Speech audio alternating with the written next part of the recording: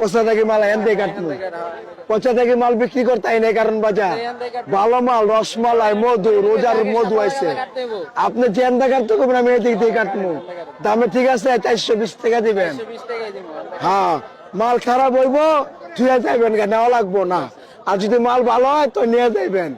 বিসমিল্লাহির রহমানির রহিম, আল্লাহু আকবার, বিসমিল্লাহির রহমানির রহিম। মধু খাবেন, রোজার মধু, রসমালাই খাবেন, রসমালাই।